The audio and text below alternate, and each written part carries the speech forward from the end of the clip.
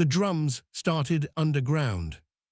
They came up through the stone, through the iron floors, through the boots of 10,000 soldiers standing in the open dark of Varath Prime's War Plaza.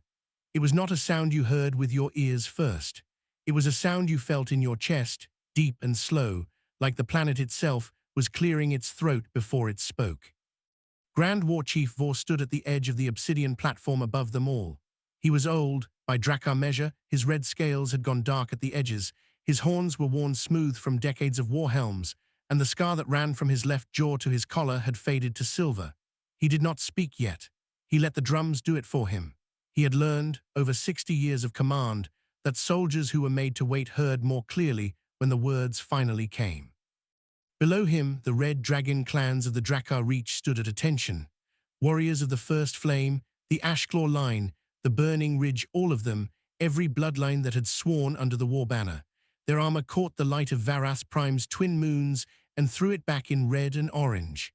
They looked, from above, like the surface of a fire. Vor raised one fist. The drums stopped. The silence was enormous. "The Hollow Pact has crossed the line of Veth," he said. His voice did not need to be loud. It carried, it always had. "They have taken 3 of our border settlements. They have killed our people. They have burned what our ancestors built." He paused. "They have forgotten what we are." The answering sound from 10,000 Drakkar throats was not a cheer. It was lower than that, older, the kind of sound that meant they were ready. Vor lowered his fist. "We will remind them." That was all. The mobilization orders had already been distributed. The fleet was already being armed in orbit. Every warrior on that plaza knew their assignment, their ship, their rank, their task. Vor did not waste words on things that were already decided. The Drakkar did not go to war with speeches. They went to war with motion. He turned from the platform and walked back toward the command tower, and around him the plaza began to move, units breaking off, equipment moving, the enormous machinery of a war fleet starting to turn. Sira fell into step beside him. She was his second in command and had been for 11 years, and she moved like someone who had never once in her life wasted a motion. She was carrying a data tablet, and her expression was the one she wore when she had information she was not sure how to present. Vor did not look at her. "What?" "The hatchling escorts have reported in from Hearthpoint Station."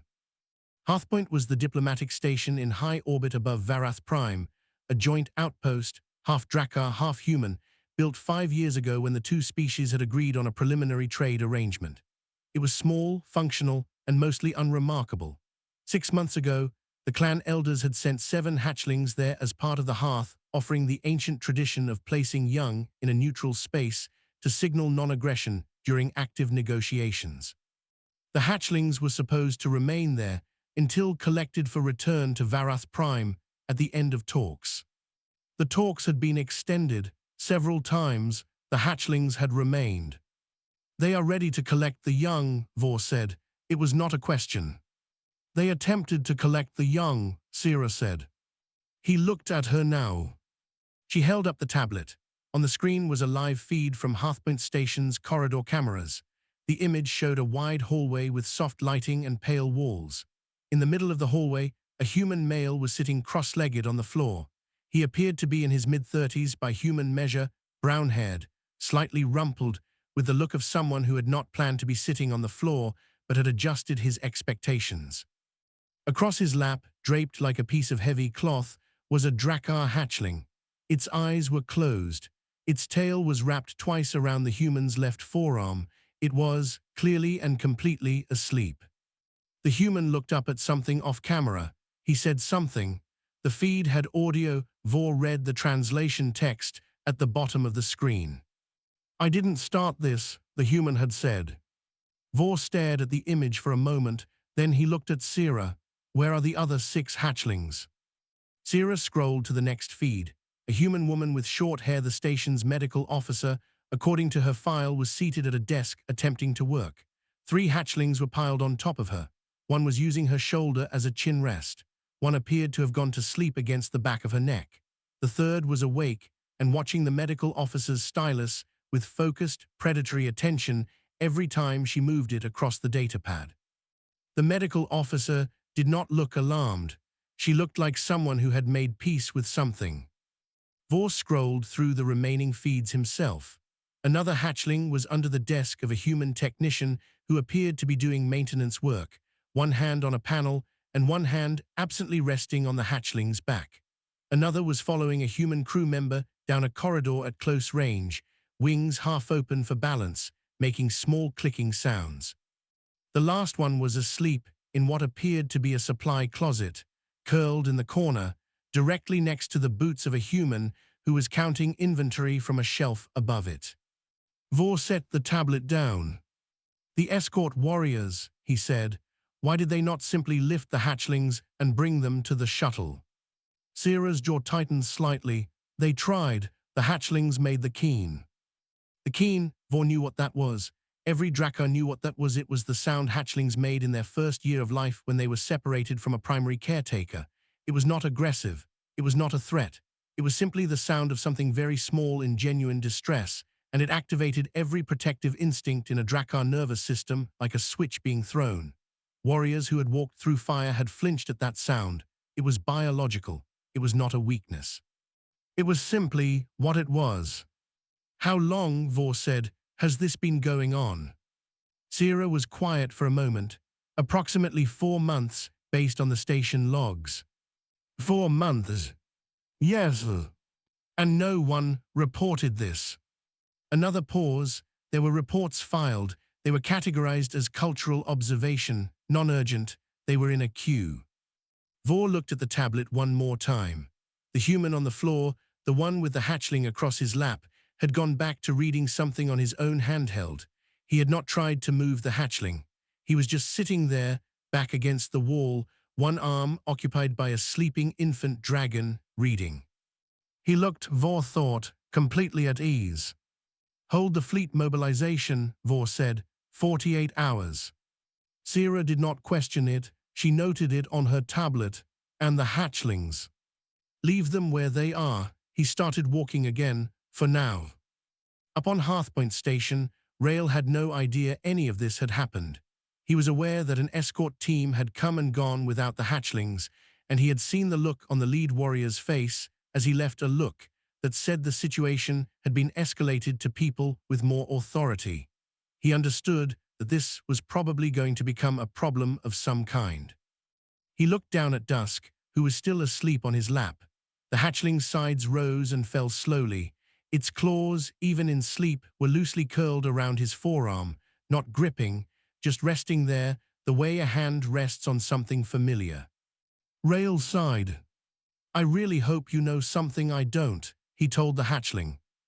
Dusk opened one eye, gold, slit-pupiled, very old-looking for something so young. It blinked once, slow and deliberate. Then it closed its eye again and went back to sleep. Rail took that as encouragement. He was not sure why. He went back to his reading and decided that whatever was coming could find him here, on the floor, doing the only thing that had made sense to him for the last 4 months, staying still, being present, and not making any sudden movements. It had worked so far. The war codes of the Drakkar clans were 3,000 years old. They had been written in stone first, then copied to metal, then transferred across generations of data formats as technology changed around them. They covered everything: fleet formations, supply chains, chain of command during a chief's death in battle, the proper way to challenge a rival warhouse, what to do if a treaty was broken, what to do if a treaty was honored, what counted as an act of war and what counted as an insult, and the precise difference between those two things. They did not cover this. Sierra had spent the better part of the night searching the codes for something, anything, that would tell her how to classify 7 hatchlings who had imprinted on alien crew members and were now refusing relocation. The closest thing she found was a passage about the Hearth Code, which stated that hatchlings placed in a hearth offering could not be moved under conditions of distress without clan elder approval.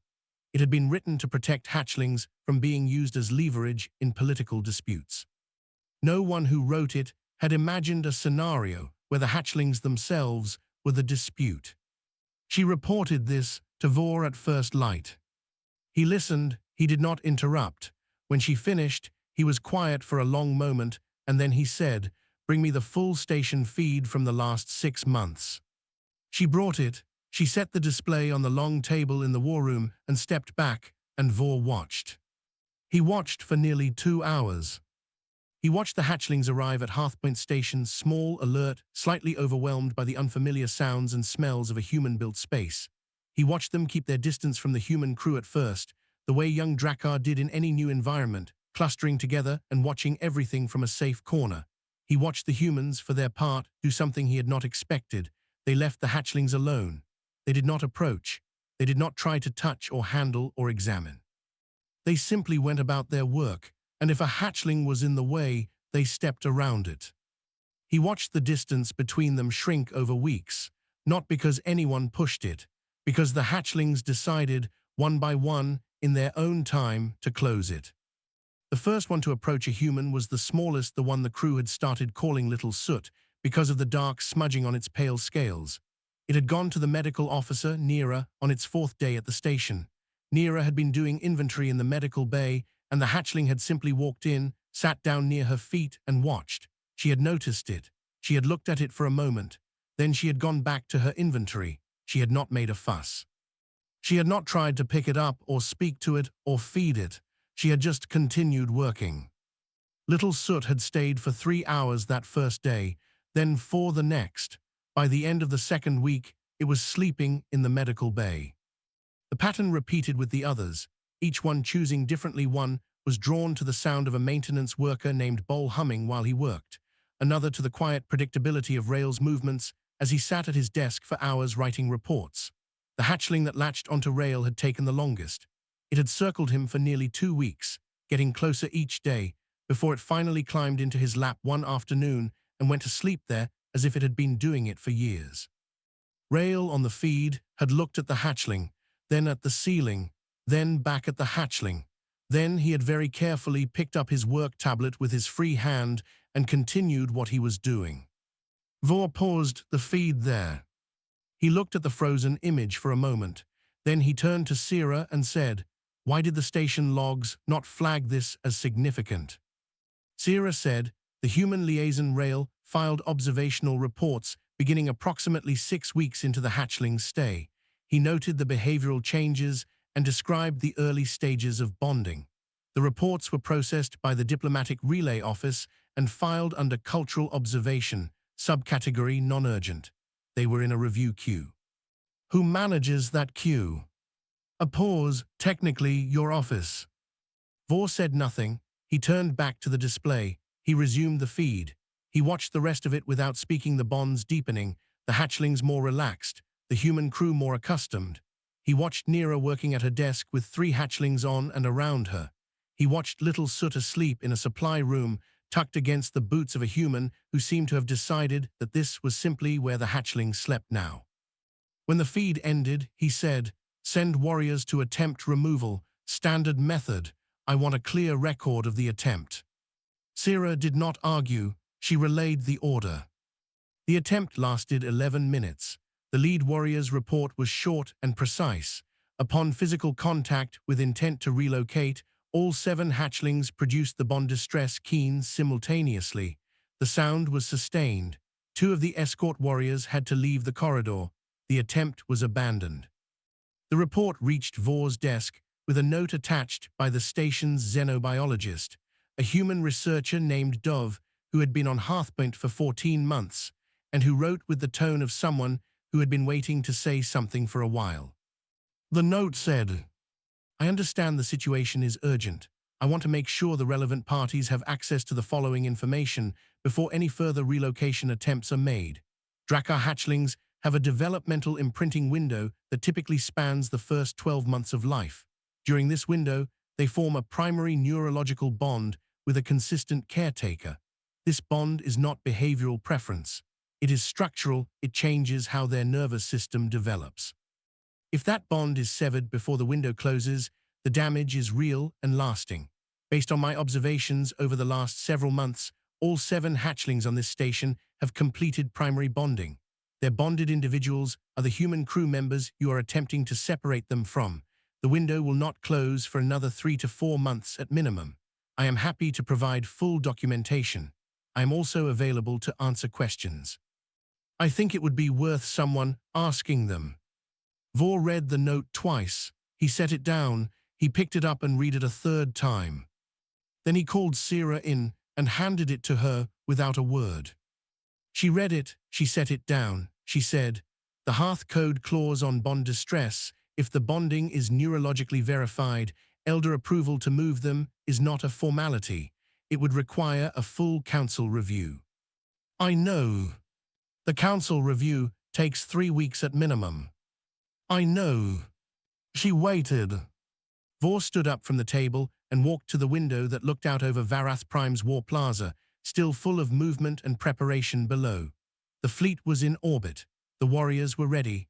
60 years of Drakkar tradition said the answer was simple: move, strike, do not hesitate. Hesitation cost lives. His own war chief had taught him that when he was young and angry and sure of everything. He had believed it for most of his life. He was still thinking about it when he gave the order. 48 hours is extended to 72, he said. Send a message to the station. Tell the human liaison I want a full written account of the last 6 months. Everything he observed, everything he filed. A pause. Tell him I actually read it this time. Sira noted it. She moved toward the door. Zero. She stopped. The xenobiologist's note. The human, Dov. He looked at the note on the table. Make sure she knows the information was received. Sira looked at him for a moment, then she nodded and left. Upon Hearthpoint Station, Rail received the message from the Drakkar War Command with the particular feeling of someone who has been filing reports into a void for 2 months and has suddenly discovered the void had been listening all along. He sat at his desk for a while. Dusk was awake, sitting on the floor beside his chair, occasionally nudging his ankle with one scaled nose. Rail looked at the message. He looked at Dusk. He said, "Someone read my reports." Dusk made a short sound, low and soft. "I know," Rail said. "I'm surprised too." He opened a new document and started writing. There was a table in the xenobiology lab on Hearthpoint Station that had not been used for its actual purpose in several weeks. It was meant to hold specimen containers, data readers, and the organized materials of scientific work. Instead, it currently held 2 humans side by side, both looking at the same screen, both drinking the same terrible station-brewed tea, and not talking for long enough stretches that an outside observer might assume they had run out of things to say. They had not run out of things to say, they were thinking. Rail had brought his observation logs, 6 months of them, organized by date, with notes in the margins where something had surprised him. Dove had brought her biological findings, which were more formally presented, but carried, in the footnotes and the careful hedging of certain conclusions, the same quality that Rail's logs had: the feeling of someone who had watched something unexpected unfold and was still working out what it meant. They had started comparing notes 2 days ago, after the second removal attempt had been abandoned. Now they were deep in it. "Look at this," Dove said. She pulled up a graph, 2 lines tracking over the same 6-month period. One line showed hatchling stress indicators, cortisol equivalents, heart rate variability, sleep disruption. The other showed proximity data, measuring how close each hatchling stayed to its bonded human on average each day. The lines were mirror images of each other. When the hatchling was near its human, the stress indicators dropped. When separated by even a room's distance, they climbed. "This is normal for the imprinting window," Dove said. "What is not normal, what I have never seen documented in any Drakkar biological literature, is this."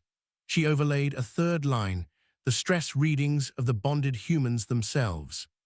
Rail looked at it. "That's almost the same pattern." "Not almost, it is the same pattern." Dove tapped the screen. "The humans bonded to hatchlings show measurable increases in oxytocin during proximity and measurable stress responses during separation. The bond is bidirectional. Both parties are experiencing it neurologically." Rail sat with that for a moment. He had known, somewhere in a non-scientific place in his chest, that what he felt when Dusk was nearby was different from what he felt when Dusk was not. He had categorized it as fondness, simple affection for a small creature that had chosen him.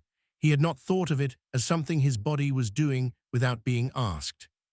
Does the Drakkar biological literature say anything about bonds forming with other species? He said. It says it is impossible, Dov said. The imprinting window is described as species selective. The biological assumption is that hatchlings will only bond with Drakkar caretakers because they are the only ones who will be present in a hatchling's early life. She paused. The assumption was never tested because the situation never arose. Until now. Until now. Rael looked at the data for a moment. So the reason it happened with us specifically, was not that we tried to bond with them. It was just that we were there. That and you were consistent, Dov said. I have been looking very carefully at who the hatchlings chose and when. It is not random. Every single bonded human performed some form of quiet, regular caregiving before the bond formed. Your movements are slow and deliberate, you never startle them. Neera checked temperatures and gave water. Bol hummed during his maintenance shifts, and one hatchling fell asleep to the sound within a week. She pulled up a log entry. Little Soot chose Neera specifically on the 4th day after arriving. I went back and found the footage. Neera had noticed that Little Soot wasn't eating from the communal feeding station because the larger hatchlings kept nudging it out. She started leaving a separate small portion on a lower shelf in the corner where it could eat without competition. She did not make a ceremony of it, she just did it. Rael thought about that. She never mentioned it. She mentioned it to me in passing when I asked. She said she did not think it was significant. Dov set her tea down. I think that is precisely why it worked. The hatchlings are not reading our intentions. They cannot understand language or motive. They are reading behavior, consistent, low-stress, need-meeting behavior. They recognized it as safe. Their biology did the rest. Outside the lab, Hearthpoint Station continued its quiet hum. Through the narrow window, they could see a slice of Varath Prime below dark red and orange, lit from within by its deep volcanic fires. And around it, if you looked carefully, the faint geometry of the Drakkar war fleet sitting in orbit, waiting. Rael was thinking about the fleet when the lab door opened. Sira stood in the frame.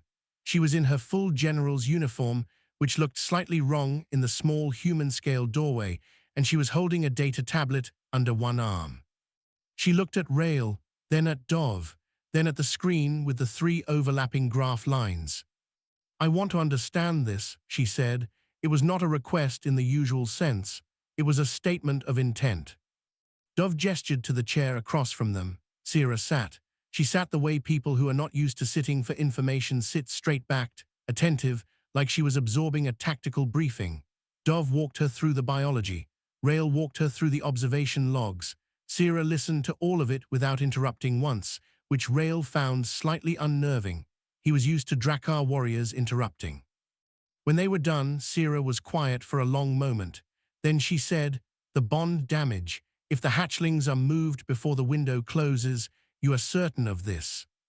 "Certain as I can be," Dov said. "The literature is clear on what happens when early bonds are broken in the imprinting window.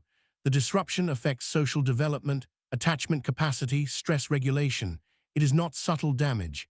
It shows up over years in how they relate to others, in how they respond to threat, in how they trust." She paused. "It is the kind of thing that, in Drakkar history, has produced certain kinds of warriors." She did not elaborate. She did not need to. Sira understood what kind of warriors she meant. Sira looked at the graph for a long time. Her expression was controlled in the way that expressions are controlled when something behind them is not. She said, "I was bonded to a clan nurse in the first years." She said it in the tone of someone reporting a fact, not sharing a feeling. "She died in a border raid when I was in my 2nd year of life. I do not remember her, but there are gaps in me that the elders, when I was young, said were from that time." She paused. "I had always assumed it was normal, that all Drakkar had those gaps." Neither Rael nor Dov spoke. There was nothing useful to add to that, and both of them knew it. Sira stood up. She straightened her uniform. She looked at Rael and said, "Vor's 72-hour hold ends tomorrow. I am going to ask him to come to the station to see this himself." A pause. "He is not a man who is easily moved. I want you to be present when he arrives. I want him to see you with the hatchling." Rael blinked. "Me specifically?" You and Dusk, yes. She picked up her tablet. You are the clearest example. The largest hatchling chose the most unremarkable human available. No offense intended. None taken, Rail said. He thought about it. I was just sitting on the floor reading. I know, Sierra said. That is why I want him to see it. She left. The door closed behind her. Rail looked at Dov. Dov looked at Rail. Unremarkable, Rail said. She meant it as a compliment, Dov said, I think. Rail considered this and decided to accept it. He gathered his logs and went back to his quarters, where Dusk was sitting outside his door, waiting with the particular patience of something that had decided where it wanted to be and saw no reason to feel uncertain about it. Rail opened the door. Dusk walked in. She called me unremarkable, Rail told the hatchling.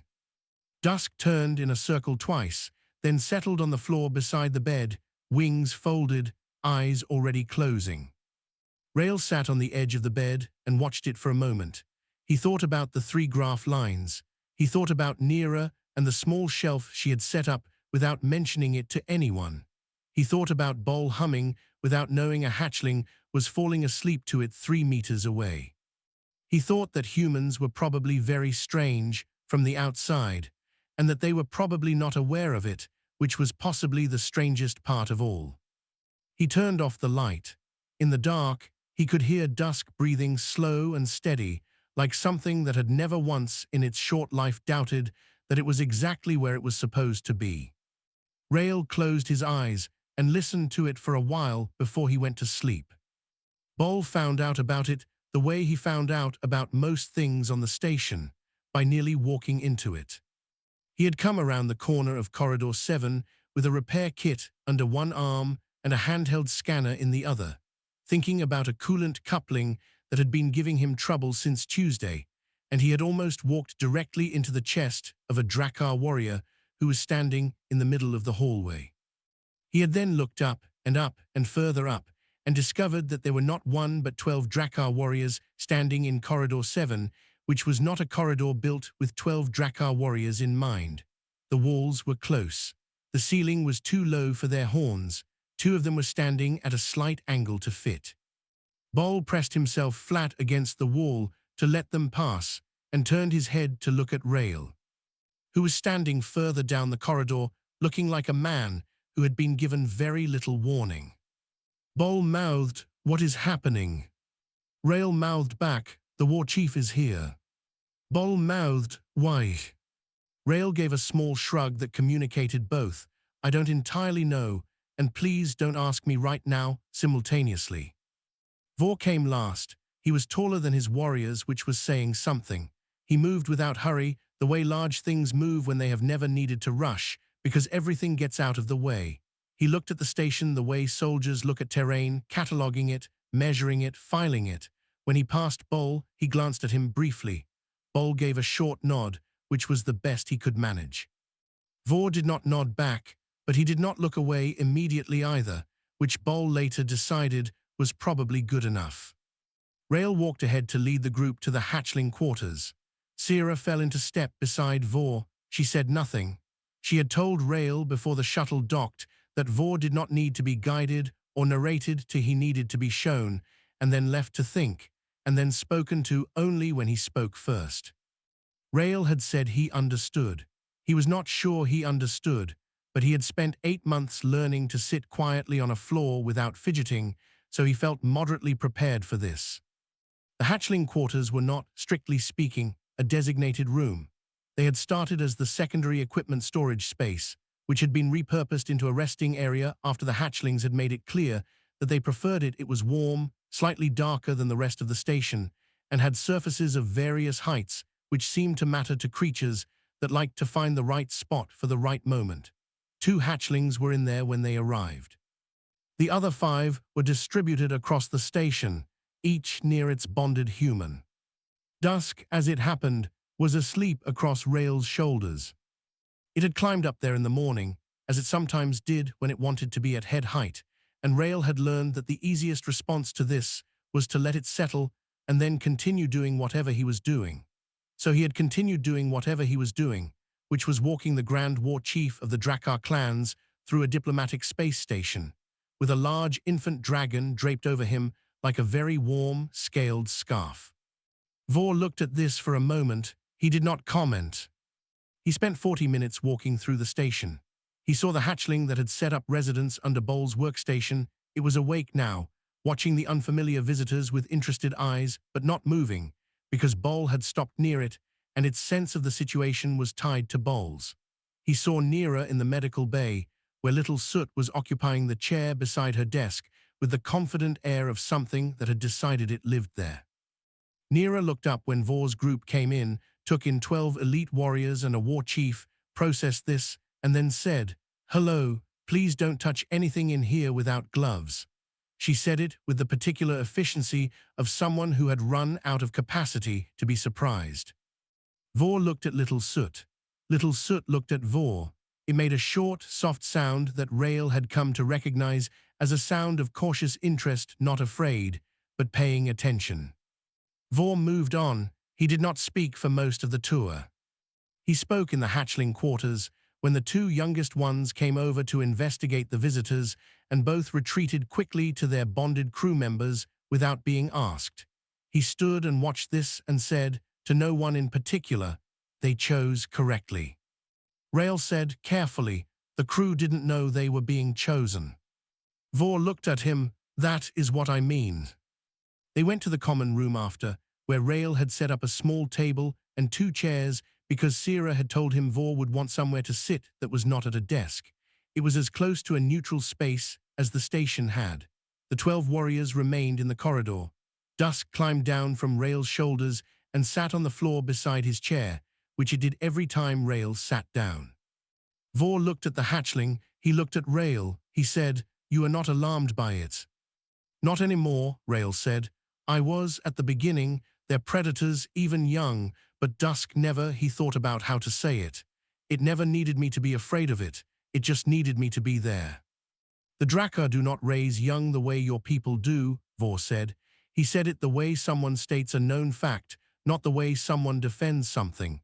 "Hatchlings go to clan nurses, trained caretakers. It is efficient. It means the parents can serve without distraction." Rael said, "I know, I've read about it." "And what did you think?" Rael was quiet for a moment. It was a direct question, and it came from someone who would notice if the answer was diplomatic rather than true. He said, "I thought it must be hard, for the parents, to choose between the role and the hatchling." Vor said nothing for a moment. Then, "It is a tradition that has served us for 3,000 years. "I believe you," Rael said. "I'm not arguing with it. I'm just saying it must be hard." Vor looked at Dusk again.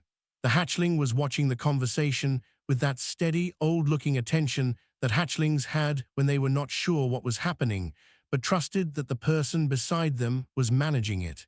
Its tail had drifted onto Rael's boot again, as it did when it was slightly uncertain. Then, from the doorway of the common room, came the click of small claws on the floor. Little Soot had followed. It had followed at a distance, as it sometimes did when Nira moved to a different part of the station, not insisting, just keeping her general direction in range. But Nira had not come this way. Little Soot had apparently decided to see where the large new visitors had gone. It came into the room. It looked at Rael. It looked at Dusk. It looked at Vor. It walked to Vor. Sira, from her position by the wall, looked at the ceiling. Rael stared at the tabletop. The 12 warriors in the corridor, 2 of whom could see through the open door, went very still. Little Soot sniffed Vor's boot. Then it sat down on Vor's foot, firmly, with the complete certainty of something that has assessed a situation and made a decision. Vor looked down at it. He looked up at Sira. She was studying a point approximately 3 feet above the common room window. He looked at Rael. Rael had found something very interesting on the surface of the table. Vor looked back down at Little Soot. After a pause that felt very long to everyone in the room, he said very quietly, "It is warm." Nobody said anything. Little Soot made a small, satisfied sound and settled more firmly onto his foot. Its eyes drifted closed. The Grand War Chief of the Drakkar clans sat with this for a moment. Then he looked at Rael and said, "A 30-day mobilization extension. I am classifying it under Hearth Code diplomatic complexity." A pause. "The Council will have questions. I will not enjoy answering them." "What will you tell them?" Rael asked. Vor was quiet for long enough that Rael thought the conversation was done. Then he said, "I will tell them the Hearth Code applies. That is true. I will not tell them about the hatchling on my foot." "That seems wise," Rael said. Vor stood to leave. He moved carefully, which was something people who had known him for decades had apparently never seen. He transferred little soot from his foot to his hands. The hatchling made a brief sound of protest at the transition, and he carried it back through the station to the hatchling quarters where Nira was working. He set it down next to her. Nira looked up and then at the hatchling and then at Vor. She said, "Thank you." Vor looked at her for a moment. Then he gave a single nod, the same way a person nods at a colleague they have just noticed is doing their job well. He walked to his shuttle. The 12 warriors followed. Sira was the last Drakkar to leave. She stopped at the docking bay door and looked back at Rael, who was standing in the corridor watching them go. She said, "He will hold the 30 days. Rael said, "I know." She said, "He did not pick up the hatchling because it was small." Rael said, "I know that too." Sira considered him for a moment. Then she turned and walked into the docking bay, and the door closed behind her, and Hearthpoint Station was quiet again. Rael went back to the common room. Dusk was still there, waiting. It looked at him with those slow gold eyes and then butted its head gently against his hand. 30 days, Rael said to it. Dusk settled onto his foot. Rael looked down at it. He thought about Vor's face in the moment before the hatchling climbed on his boot, that brief, unguarded stillness, the way something in the war chief's posture had changed not much, just a fraction, like a wall that had not fallen but had, somewhere inside, started to consider the question. 30 days is a long time, Rael said. He was already wondering what could grow in it. Nobody planned for the warriors to become involved with the hatchlings. It was not a program or a policy. There was no meeting where it was decided. It simply happened the way most things that matter happen gradually, then suddenly, and by the time anyone noticed, it was already done. During the 30-day hold, Drakkar warriors rotated through Hearthpoint Station in small groups on standard schedule. The station had a shared observation deck, a communications suite, and 3 work bays available to both species, common spaces that both crews used at different hours, though the timing had always been loose. In the first week of the hold, the warriors who came through kept to their areas. They were professional and correct, and they treated the station the way soldiers treat any space that is not theirs, with formal, controlled distance. The hatchlings had not been informed of this social arrangement. On the 5th day, a warrior named Geth was sitting in the observation bay reviewing tactical maps when the hatchling that had bonded with Bol walked in. It walked in the way hatchlings walked into all spaces directly, without asking, with a kind of territorial confidence that its size did not quite support. It sniffed around for a moment. It found a patch of floor near the heating vent and determined that this was a good place. It sat down. It looked at Geth. Geth looked at the hatchling. He had been briefed. He knew what the hatchlings were, why they were on the station, what the situation was. He knew not to approach them.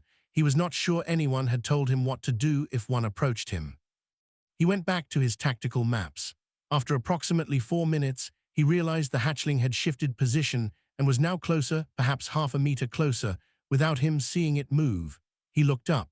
The hatchling was investigating the corner of his equipment case. He watched it work its nose along the edge of the case with great focus, then apparently lose interest and look around the room for other things. Geth went back to his work. When he looked up again, the hatchling was 2 feet from his boot, sitting very still, watching him. He said in Drakkar, "What do you want?" The hatchling tilted its head. He looked at it for a moment, then he looked back at his maps. He said nothing else. The hatchling, after a while, turned twice in a small circle and lay down. It did not sleep. It just lay there, near his foot, in the warmth of the heating vent. When Geth's shift ended and he stood to leave, the hatchling stood too, then seemed to decide that the destination was not interesting, and returned to its spot by the vent. Geth reported this to no one, but he came back the next day to review his maps in the same spot. He told himself this was because the observation bay had a good angle on the fleet telemetry. This was true. It was not the only reason. By the end of the second week, 6 different warriors had their own version of this story, each one slightly different in the details but identical in the shape. A hatchling arrived, did something unexplainable, and the warrior in question found a reason to return to the same spot the next day. None of them talked about it directly. They were Drakkar warriors. They had a collective approach to soft things, which was to act as though the soft thing was a practical matter and address it practically. One warrior started leaving food portions near the hatchling quarters. He described it as maintaining the health of assets under hearth code protection. Another was seen once making a slow hand gesture toward a hatchling that had been startled by a noise, a settling motion, the way you calm an animal. He did not repeat it in company. Rail noticed all of this and said nothing about it, because he understood by now that the best way to let a thing develop was to not look at it directly. He was spending his time with Sira. It had started as practical. She was conducting her own study of the human crew during the hold, partly intelligence work, partly something she did not name, and Rail was the most accessible source of information. They had begun with formal sessions. She would ask, he would answer, they would move to the next question. But the sessions had stopped feeling formal somewhere around the 8th day. They had started running long. They had started ending with questions that had nothing to do with the original brief. She asked him one afternoon what humans thought about fear. He said, in what sense? She said, whether it is weakness. He thought about it. He said, most of us think it's information. Fear means something is threatening you. The question is what you do with the information, not whether you have it. She said, we are taught that it must be contained, controlled, mastered. He said, that's one way to handle it. She said, you think there is another way. He said, I think sometimes fear is telling you something true, and if you contain it completely, you stop hearing the true thing. Sira looked at him for a while with that look. She had the one that said she was filing the statement and would address it later, in private, at length. Then she moved to the next question. On the 19th day, she told him about her clan nurse. Not in the clinical way she had mentioned it before, but more than that, a small detail offered without explanation. The nurse's name had been Verath. She had been the youngest nurse in the clan at the time. She had hummed during feeding, apparently. It was a very specific memory to not have. Rail listened. He did not fill the space after she spoke. He sat with it for a moment and then said, that sounds like a heavy loss for a small person to carry. Sira said, it was a long time ago. He said, that doesn't always make it lighter. She looked at him. He did not look away. She said eventually, no, it does not. She moved on, but something in the room had changed in a way neither of them acknowledged. On the 22nd day, the intelligence report arrived from the hollow pact border. The pact had stalled its own advance internal disagreement among the faction leadership, according to the relay data. The border was quiet. It was not peace. It was a pause inside a pause, but it held. Dov's weekly biological report to both parties arrived the same afternoon. The imprinting window, she noted, was entering its final phase. In 10 days, the hatchlings would reach a point of neurological stability where they could be relocated without damage, provided they had regular ongoing contact with their bonded humans. Not constant contact. Regular. The bond would not end. It would change shape. Rail read this and held it in his mind for a while. He thought about what regular contact would mean if the war fleet moved. He thought about the hatchlings.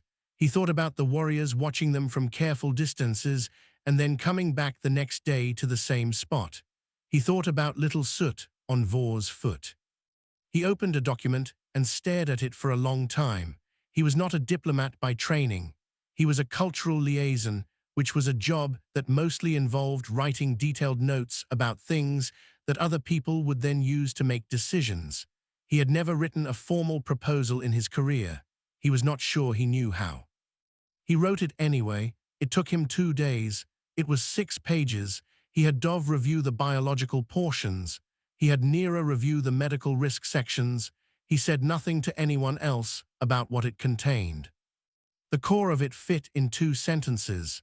The hatchlings could not go to war, but the humans bonded to them could go where the hatchlings needed them to be. He sent it simultaneously to the Human Diplomatic Corps Relay and the Drakkar Clan Council channel. He did not tell Sira. He did not tell Vor's office. He sent it and then went to the common room and sat on the floor, because the floor was where he went when he needed to think and could not think at a desk. Dusk came and found him, as it always did, and settled into his lap.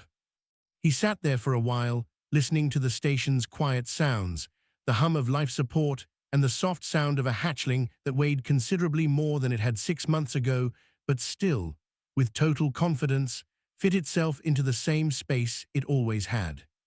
He thought, it will either work or it won't. He thought, I should have done this sooner.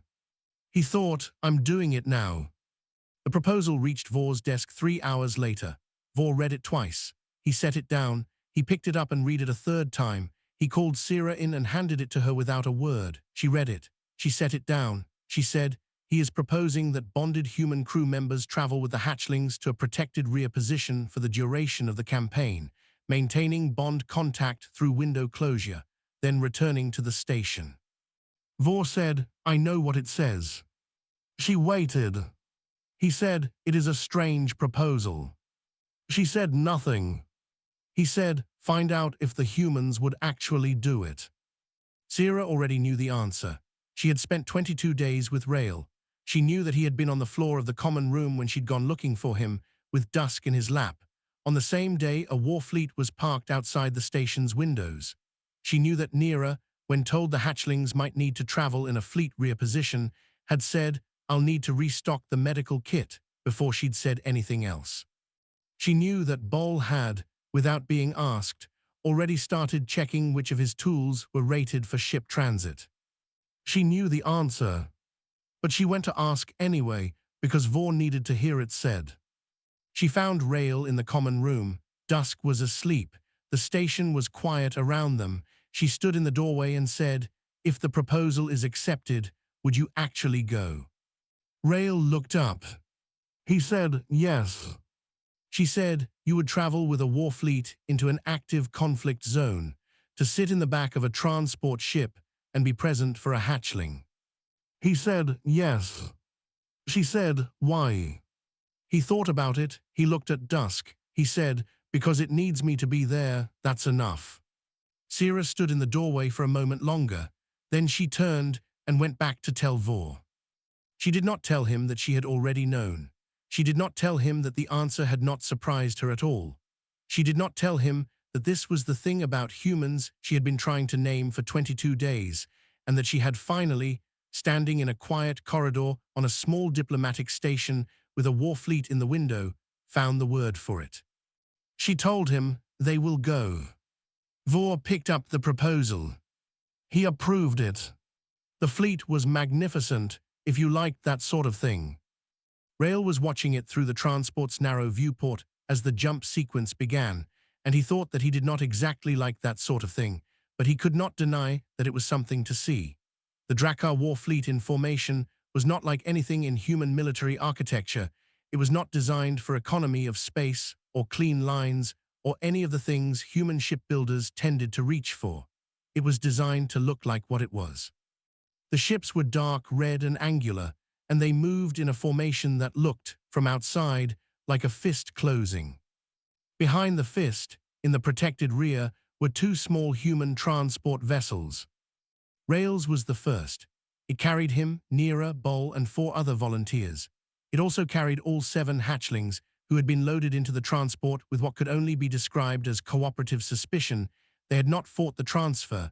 but they had made their feelings about the strangeness of the situation very clear through a continuous low commentary of clicks, snorts, and the occasional sharp sound that made the loading crew flinch. Once the humans were aboard and the hatchlings had located them, they had settled. By the time the fleet made its first jump, 3 hatchlings were asleep. Dusk was not asleep. It was sitting beside Rail, looking at the viewport with the intent focus of something encountering a new category of experience and deciding what it meant. Its tail moved slowly back and forth in that way it had when it was thinking. "I know," Rail said. "It's a lot." Dusk looked at him, then back at the viewport. They made 12 jumps over the next 4 days. The hatchlings, with very few exceptions, treated this as an acceptable inconvenience and went back to whatever they had been doing. Neera started sleeping better than she had in weeks, something about the ship's ambient vibration. She said, though Rail suspected it, was also that the 3 hatchlings who shared her bunk were large enough that they kept her warm in a way that was difficult to resent. Bol, for his part, was deeply happy. He had always been better with things than with people, and a ship had more things than a station and needed more maintenance. He spent most of the transit time in the mechanical bay, which one hatchling had claimed as a secondary territory on account of Bol's continued presence there. The hatchling sat on a tool cabinet and observed his work with professional attention. From the transport, Rail watched the campaign through the data relays. He had been told he would not have direct access to tactical information that was not part of the arrangement, but he had access to the fleet-wide general communications, and he could read between the lines of what was being said. The Hollow Pact's stalled advance had not become a retreat. There was fighting at 2 border installations. The Drakkar fleet moved in hard and fast, the way it had been built to move, and the Hollow Pact discovered what it had perhaps always known, but had allowed itself to forget. The Red Dragon clans, once they were moving, did not stop. He wrote to his supervisor at the diplomatic corps during the 2nd week. The letter ran longer than he intended. He wrote, among other things, they built everything around conflict. Their architecture, their hierarchy, their language, all of it has war in the structure somewhere. And somewhere in the middle of all of it, they made a tradition where they send their youngest to a place of safety before the fighting starts. They called it a diplomatic gesture when they sent the hatchlings to us. I think it was always something else. I think it was always the part of them that was looking for somewhere to put the things they could not take to war. He did not send that part. He saved it in a separate file and stared at it for a while and then left it alone. On the 14th day of the campaign, Vor made an unscheduled visit to the rear transport. He arrived with 2 guards and no stated purpose. The docking was clean and quick. He came aboard without ceremony and walked through the transport the way he walked through everything, cataloging, measuring. He stopped in the hold where most of the hatchlings were currently distributed across various humans in various states of rest. He stood in the entrance and looked at this for a moment without speaking. Rail came to stand beside him. Vor said, not looking away from the hold, "They are well." "Yes," Rail said. "Better than on the station, I think." Rail considered this. The ship has a different sound, lower frequency, most of them sleep deeper. Vor was quiet for a moment. Then, "I wanted to see it for myself." Rail said nothing. Vor had not said what it was. Rail thought he understood, and that it was not the health of the hatchlings specifically that had brought the war chief to the rear of his own fleet. Vor turned to look at him. He said, "Are you comfortable?" Rail said, "The ship is fine." Vor said, "I did not mean the ship." Rail looked at him. "I'm all right," he said. "Are you?" Vor looked at this question the way he looked at tactical problems, turned it over, examined it, decided whether it was real. He said, "I have been considering the implications of your proposal." Rail waited. Vor said, "If the hatchlings had bonded to Drakkar nurses on the station instead of your people, this would not have happened. We would have collected them without incident. The fleet would have moved on schedule." A pause. "We would not have had the 30 days. Rail said, "What did the 30 days give you?" Vor did not answer immediately. He looked back at the hold. Dusk had noticed Rail's absence and was now making its way through the other hatchlings toward the entrance with the focused determination of something that always knew where it was supposed to be. It arrived, looked at Vor briefly, and then settled against Rail's leg and stayed there.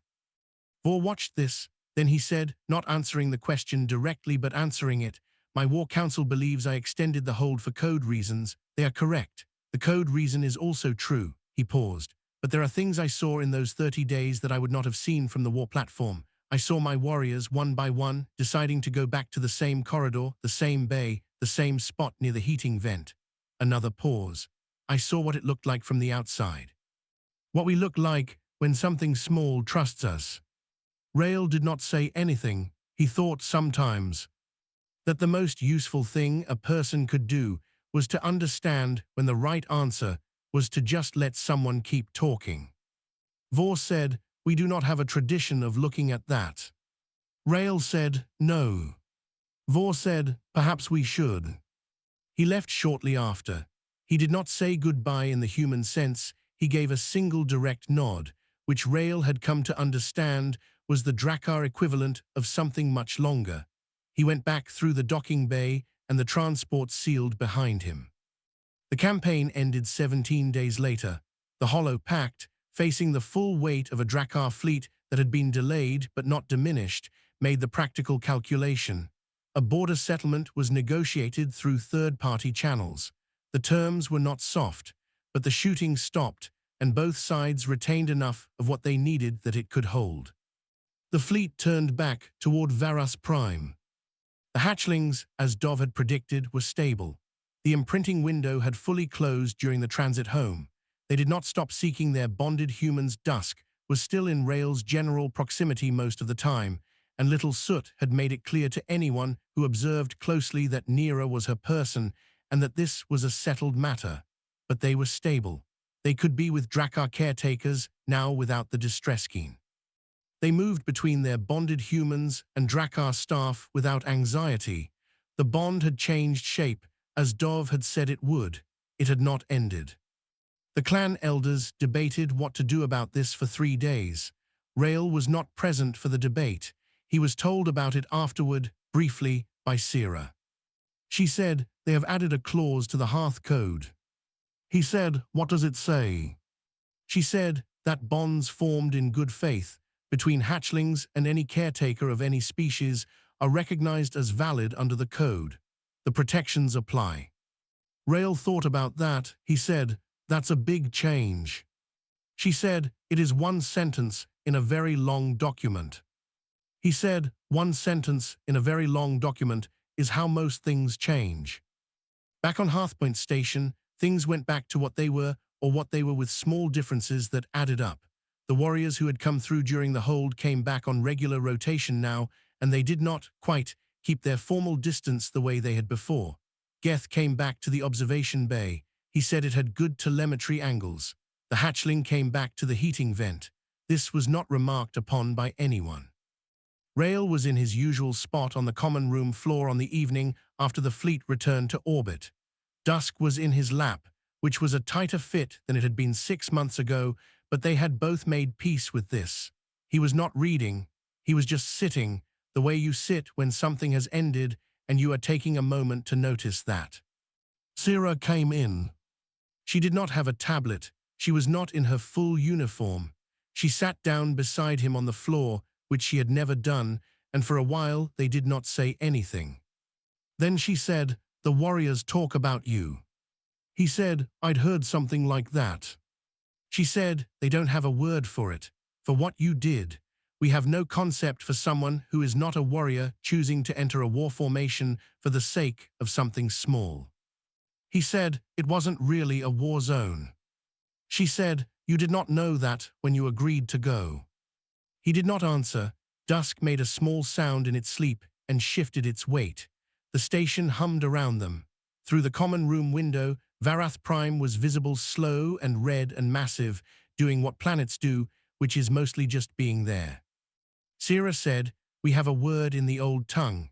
It means something like one who stands between the small and the storm. It was only ever used for the oldest Drakkar elders, the ones who had seen enough of both things to know the difference between them." He said, I'm not that.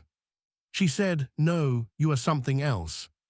She left it there. She did not explain what she meant, and Rael did not ask. Some things were complete without a full explanation. He was learning that about the Drakkar, that they could hold meaning in the gap, the same way he had learned to hold silence, not as emptiness, but as a different kind of speech. He sat there after she left and looked at the planet through the window. He thought about all of it, about Vor on the war platform at the beginning, the drums coming up through the stone. About the first day dusk had climbed into his lap, and he had thought, what do I do with this? About Nira talking to hatchlings at 2 in the morning, about medical school. About Bol coming back to the observation bay for the telemetry angles. He thought about 10,000 warriors ready to go to war, and 7 small things that had simply decided, not yet, stay here, be present. He thought that the most human thing they had done out here was probably not the courage. It was the part before the courage, the not thinking twice about it. The moment when something small needed something and the answer had just been, all right, here, of course, what do you need? He had not thought of it as anything remarkable when it was happening. He still did not think of it as remarkable, exactly. It was just what you did. Dusk opened one gold eye. It looked at him. It closed it again. Rael stayed where he was. Outside the window, the stars were doing what stars do, burning at enormous distances, throwing light across impossible space so that something on the other end could look up and see it. Old light, traveling so far just to arrive, just to be seen. He thought that was probably enough. It usually was.